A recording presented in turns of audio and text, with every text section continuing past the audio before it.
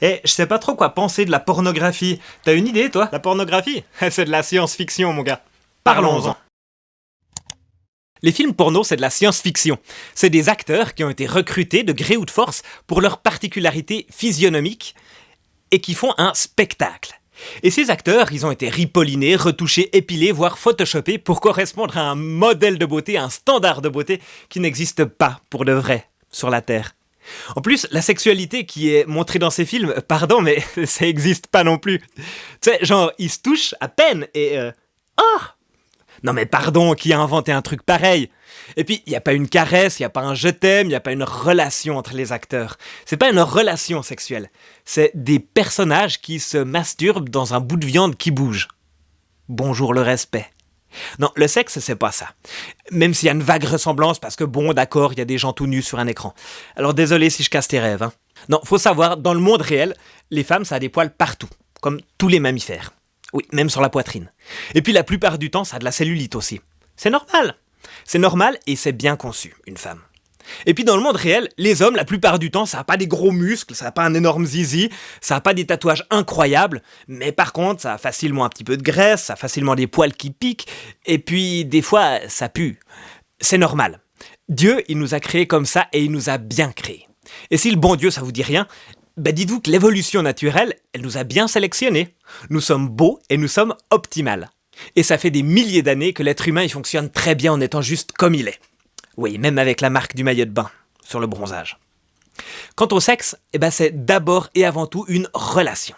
Une relation avec soi-même, avec son propre corps, et puis une relation avec l'autre, avec sa personnalité, avec son humour, avec sa tendresse, avec ses petites particularités qui le rendent unique. C'est aussi une communion d'un cœur avec un autre cœur. Et ce qui se passe dans la tête et dans le cœur, ça multiplie le plaisir de la stimulation sexuelle. Alors réduire tout ça à des crac crac boum boum, oh là là, moi je trouve que c'est vraiment de l'arnaque. Alors j'ai fait une vidéo sur ce que c'est la sexualité, elle devrait s'afficher là, hésite pas à la regarder, après ça tu regarderas plus la Bible de la même façon. Ok, mais alors pourquoi est-ce que ça marche aussi bien le porno? Tu viens de le dire, c'est de la science-fiction. Et moi j'aime bien de la science-fiction. Oui, on peut faire quelques parallèles. Les films de science-fiction, ils nous proposent des émotions fortes avec des héros super puissants. C'est un parallèle déjà, mais je veux aller plus loin. Pour que l'émotion reste forte, il en faut toujours plus. Il y a 50 ans, il suffisait que Batman débarrasse une ville d'un gang. Et maintenant, aujourd'hui, pour faire le même effet sur le spectateur, il faut des gardiens pour la galaxie. En addictologie, on appelle ce phénomène l'accoutumance. Il faut des doses toujours plus fortes pour maintenir le même plaisir. Les pornos jouent aussi sur nos pulsions sexuelles. Oui, on a des hormones qui nous donnent envie d'aimer, d'être aimé et de nous reproduire. L'être humain, par ailleurs, c'est un être social par nature. Et le porno, il court-circuite le processus normal d'épanouissement avec les autres êtres humains. Il nous donne des stimulations qui nous donnent l'impression de répondre à nos besoins sociaux. Mais en fait pas. Pour faire simple, il change le fonctionnement de notre cerveau. Comme une drogue. Exactement comme une drogue. En fait, j'ai parlé d'addictologie juste avant parce que, précisément, la pornographie est une drogue. Comme toutes les drogues, elle provoque une addiction, ça veut dire que j'ai besoin de ma dose. Comme toutes les drogues, elle provoque une accoutumance. Il m'en faut toujours plus souvent et toujours plus hardcore. Et comme toutes les drogues, elle nous détruit. Alors par exemple, chez les hommes, elle provoque des difficultés d'érection ou d'éjaculation. Ouais, parce que en vrai, ta partenaire, c'est une mammifère optimale. C'est pas un personnage imaginaire de science-fiction. Si j'ai calibré mon fonctionnement sexuel sur quelque chose qui n'existe pas, il fonctionnera pas correctement aux conditions réelles. C'est comme pour n'importe quel appareil. S'il est mal réglé, il marche pas bien. Et c'est pour cette raison, la pornographie, elle cause aussi des problèmes relationnels. J'attends de mon partenaire qu'il ou elle ressemble à ses acteurs, à ses personnages imaginaires.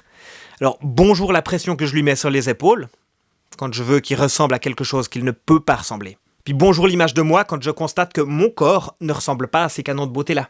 Mais du coup, vous imaginez bien, dans un couple comme ça, bonjour l'ambiance. Alors, je peux te rassurer tout de suite, toi qui regardes cette vidéo, oui, toi, tu es une créature merveilleuse. Même avec tes bourrelets, même avec ta calvitie. Et puis, ta tendre moitié aussi. C'est une créature merveilleuse. Le porno, il détruit aussi les relations parce qu'il nous fait croire que des choses absurdes sont normales ou qu'elles seraient nécessaires. Alors non, il n'y a pas besoin d'avoir un coït violent pour que ça plaise à l'autre. Bien au contraire, la tendresse, la délicatesse, c'est bien plus efficace. Et puis, la violence dans la relation sexuelle, non mais, oublie ça. En vrai, il n'y a personne qui aime subir ça. Le point, c'est que les fantasmes, ça ne s'impose pas à l'autre, parce qu'on a vu une vidéo incroyable puis qu'on aimerait vivre la même chose. Les fantasmes, ça se construit à deux, ensemble, dans une relation. Le porno, par ailleurs, il cause aussi une augmentation de la grande criminalité, à travers le trafic humain ou des choses comme ça, et puis il détruit le vivre ensemble d'une société, pour toutes les raisons qu'on a évoquées. En bref, consommer de la pornographie, ça abîme pas seulement le spectateur, mais ça abîme aussi le monde. Alors, je vais pas m'attarder sur ces thèmes, parce qu'il faudrait faire des vidéos dédiées, ça en vaudrait la peine. Bon, alors le porno. Comment on en sort, et puis, qu'est-ce qu'on fait à la place? Commençons par le début. Évite tout ce qui réduit ton corps en esclavage. Que ce soit le porno, la drogue, la cigarette ou autre chose, ça finit toujours mal. Ensuite, si tu as la chance d'avoir un conjoint, entre dans la vraie sexualité, celle du monde réel, celle avec des poils, avec un lit qui grince, avec des je t'aime, du respect, de la tendresse, et même parfois avec le téléphone qui sonne au mauvais moment.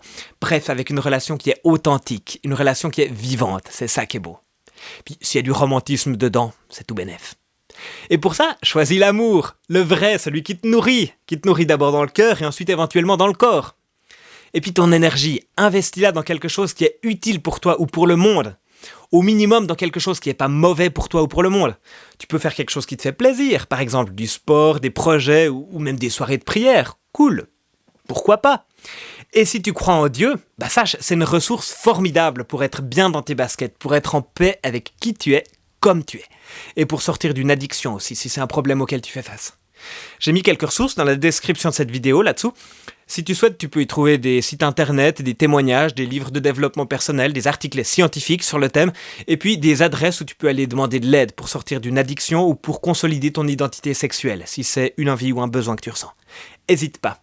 Vous pouvez aussi volontiers réagir à cette vidéo dans les commentaires. Sachez juste que YouTube censure automatiquement les commentaires qu'il juge indécents. Alors c'est des critères que moi j'ai pas encore compris. Mais je me réjouis de lire vos commentaires. Vraiment, les poils partout, tu trouves ça sexy? J'ai pas dit que je trouvais ça sexy, j'ai dit que je trouvais ça juste normal. Puis le fait que les deux machins n'aient pas la même taille. Mais arrête de croire que chacune de tes spécificités est forcément un problème. Tu es très bien comme tu es. Tu es unique et tu es le résultat d'un processus réussi.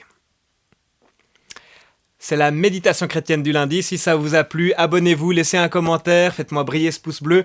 Et nous, on se retrouve la semaine prochaine pour une prochaine vidéo. Ciao!